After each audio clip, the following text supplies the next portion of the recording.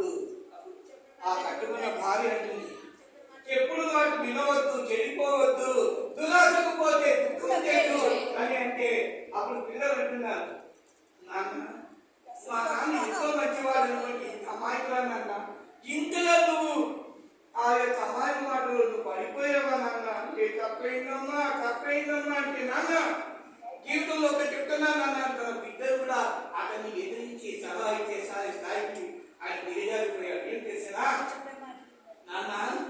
నాన్న ఎవరి మాటలన్నా విను, నువ్వు ఆచరించే ముందు ఒక్కసారి మెదడుతో ఆలోచన చెయ్యి, అప్పుడు నువ్వు మంచి నిర్ణయం తీసుకుంటావు. అంతేగాని వారు చెప్పారు వీరు చెప్పారంటే జీవితంలో కొన్ని క్షమించే తప్పులు ఉంటాయి, కొన్ని క్షమించడానికి తప్పులు ఉంటాయి నాన్న. ఆ తప్పే నువ్వు క్షమించడానికి తప్పు చేసినావు నాన్న అంటే ఎలా పెట్టుకొని చేస్తారు.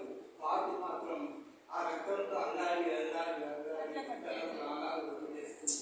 ఆ దేవుడు అనుకుంటారు, ఇటువంటి వారిగా మంచి జరగాలని ఆ పాప కోరుకోండి, ఇంత దుష్టుడే, ఇంత దురాశపరుడే, ఇంత అత్యాశపరుడే అని చెప్పి ఆ దేవుడు తల దిక్కులు పక్కకు వెళ్ళిపోతారు.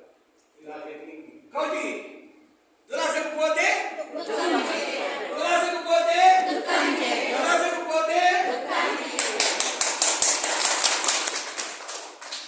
బాగుంది సార్,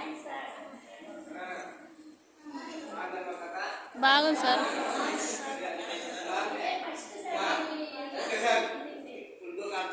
మాట్లాడుతున్నాను అందరూ తెచ్చిన కథనే, ఇది నాకు బాగుంది సార్.